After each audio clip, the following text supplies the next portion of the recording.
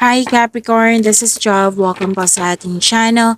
By the way, Capricorn, this is your Monthly Kabay Tarot reading ngayong February 2026. Gamitin ang reading na ito bilang gabay lamang. Tandaan Capricorn, ito po ay channel reading. Angel number 33. Sabi po dito, any positive changes or projects you are considering right now will be worth your while. Expect that your power to manifest and create will be heightened. To attract more blessings, let us say the power affirmation. Let us say, I am expanding. So magkakaroon ng positive changes. Ang ganda naman nito. Maaring maging busy kayo kasi may pinapagawa sa'yo. May gagawin ka. Okay? And magkakaroon ka ng increased confidence. And i-maintain nyo po yung magkaroon ng positive mindset, positive thoughts para ma-manifest nyo po ito. Okay? So this is about growth and expansion. Nabibigyan mo siya ng aksyon para magkaroon ng growth and expansion. So that is angel number 33.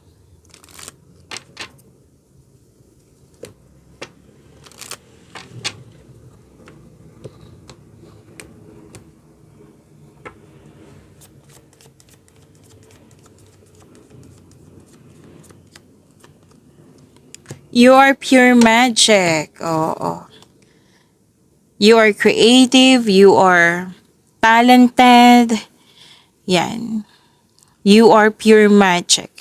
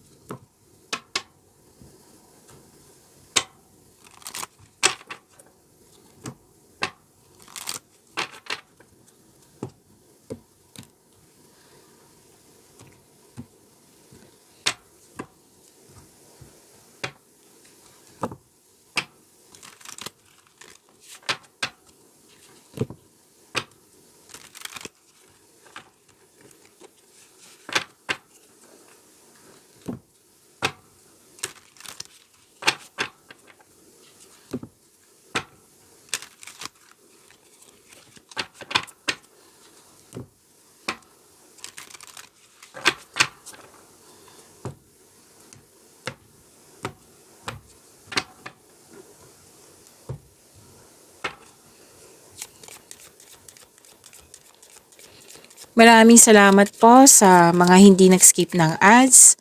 Subscribe na po kayo sa ating channel at click bell notification para updated po kayo sa bagong video natin. Para sa mga gusto magpa-reading po, comment po kayo ng personal reading and check my reply sa comment section. Oh, may parating na malaking pera, oh. Or pwede din news or information.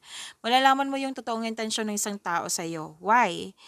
Kasi may tao dito nag-o-observe sa'yo, nag-spy sa'yo, or mahilig mangingialam. Like, nakisawsaw, nangingialam. So, may gusto siyang kunin sa'yo, like, information, bagay ba? So, ingat na lang. Connect kayo sa inyong intuition para, malaman mo kung ano talaga yung gusto niyang kunin, kung ano yung totoong intensyon niya. Pero yung sinabi ng card dito, 'di ba, na malalaman mo yung totoong intensyon ng isang tao sa iyo. Yan. So pwede din ikaw yung nag-observe sa isang bagay, sa isang sitwasyon or sa isang tao po. And love is blooming. Nagkaroon ka ng time for yourself, nagkaroon ka ng time sa family, nagkaroon ng ligawan, nagkagustuhan, romance, attraction, affection.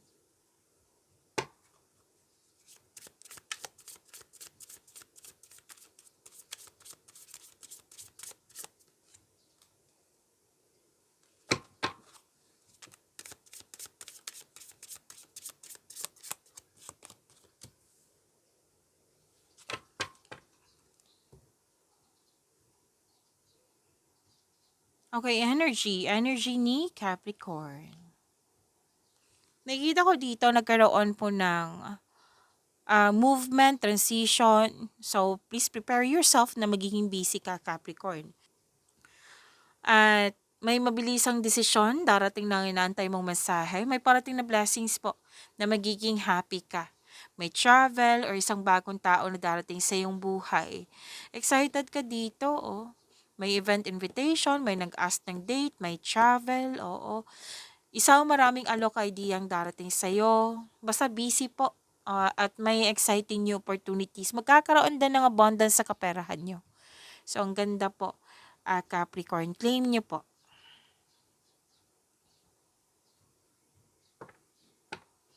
So, this is successful completion also. Basta perfect time. Itong dalawang card na ito, perfect time, perfect situation.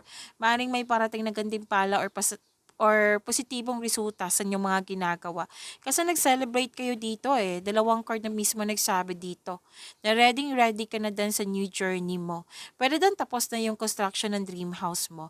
Basta po yung pagiging productive niya sa araw-araw, ngayon nag-claim ka na. Ngayong February, nag-claim na kayo. Nag-harvest na kayo. Yan.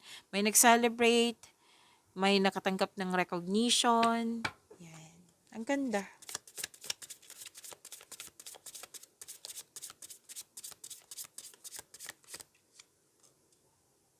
Oh, wow. Nakuha mo si Wheel of Fortune, Capricorn.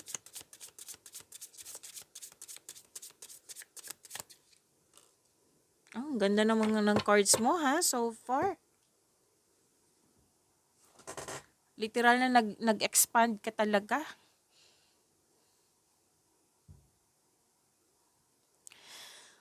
Blessings, magandang kapalaran, good fortune, job opportunity, unexpected wealth, financial stability, 'di ba? Ang ganda, makaka-receive ka ng malaking pera. Oo, puwede din na mga benta, marami kang benta, maraming orders na makapagbigay sa'yo ng malaking pera. Ang ganda naman, Capricorn, ang ganda po ng February niyo, which is na-clarify din dito. Okay, so focus kayo sa makontrol nyo in order to find peace. Let go muna po ang hindi mo makontrol.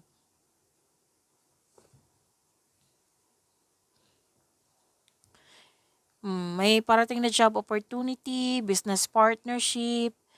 Grab mo na itong opportunity na ito kasi may nakita kong financial growth.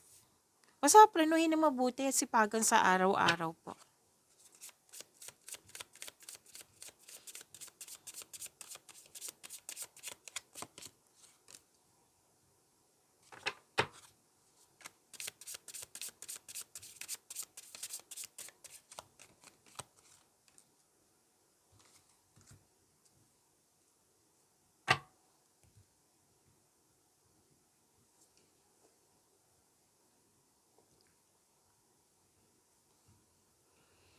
Okay. By the way, huwag niyong kalimutan na mag-subscribe sa channel natin at click yung bell notification para updated po kayo sa reading natin. Sa mga relasyon, maalaga kayo sa inyong partner, maasahan kayong dalawa. Magtiwala po kayo na magbuo kayo ng lasting partnership. May nanganak, nakikita ko rin siya dito, oh. May nanganak, may buntis, mabubuntis, may nag-start na ng family. And you have abundant in life. Mm.